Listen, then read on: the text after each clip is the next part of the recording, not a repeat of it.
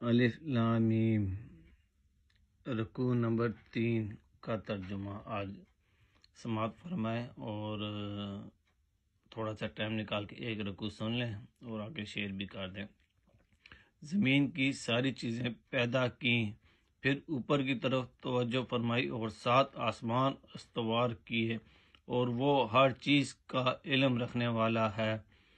پھر ذرا اس وقت کا تصور کرو جب تمہارے رب نے فرشتوں سے کہا تھا کہ میں زمین میں ایک خلیفہ بنانے والا ہوں۔ انہوں نے عرض کیا کہ آپ زمین میں کسی ایسے کو مقرر کرنے والے ہیں جو اس کے انتظام کو بگاڑ دے گا اور خون ریزیاں کرے گا۔ آپ کی حمد و ثنا کے ساتھ تسبیح اور آپ کی تقدیس تو ہم کر ہی رہے ہیں۔ فرمایا میں جانتا ہوں جو کچھ تم نہیں جانتے۔ اس کے بعد اللہ نے آدم کو ساری چیزوں کے نام سکھائے، پھر انہیں فرشتوں کے سامنے پیش کیا اور فرمایا اگر تمہارا خیال صحیح ہے کہ کسی خلیفہ کے تقرر سے انتظام بگڑ جائے گا تو ذرا ان چیزوں کے نام بتاؤ۔ انہوں نے عرض کیا نقص سے پاک تو آپ ہی کی ذات ہے، ہم تو بس اتنا ہی علم رکھتے ہیں جتنا آپ نے ہم کو دے دیا ہے۔ حقیقت میں سب کچھ جاننے اور سمجھنے والا آپ کے سوا کوئی نہیں۔ پھر اللہ نے آدم سے کہا تم انہیں ان چیزوں کے نام بتاؤ۔ جب اس نے ان کو ان سب کے نام بتا دیے تو اللہ نے فرمایا میں نے تم سے کہا نہ تھا کہ میں آسمانوں اور زمین کی وہ ساری حقیقتیں جانتا ہوں جو تم سے مخفی ہیں۔ جو کچھ تم ظاہر کرتے ہو وہ بھی مجھے معلوم ہے، اور جو کچھ تم چھپاتے ہو اسے بھی میں جانتا ہوں۔ پھر جب ہم نے فرشتوں کو حکم دیا کہ آدم کے آگے جھک جاؤ تو سب جھک گئے، مگر ابلیس نے انکار کیا۔ وہ اپنی بڑائی کے گھمنڈ میں پڑ گیا اور نافرمانوں میں شامل ہو گیا۔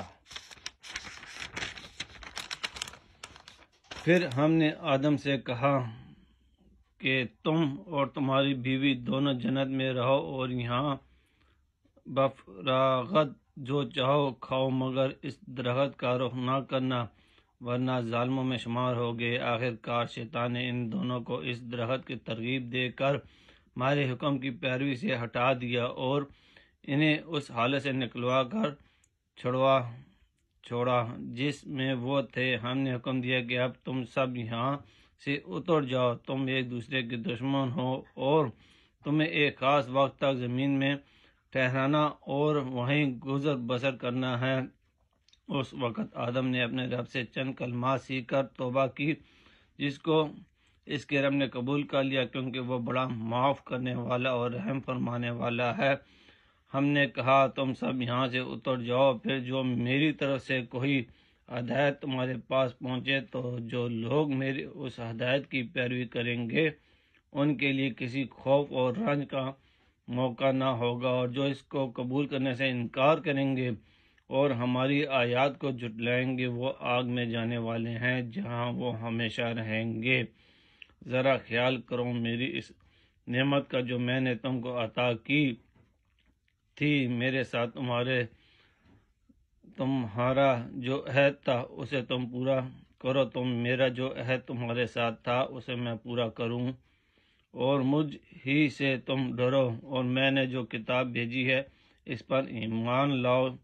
یہ اس کتاب کی تائید میں ہے جو تمہارے پاس پہلے سے موجود تھی، لہذا سب سے پہلے تم ہی اس کے منکر نہ بن جاؤ، تھوڑی قیمت پر میری آیات کو نہ بیچ ڈالو۔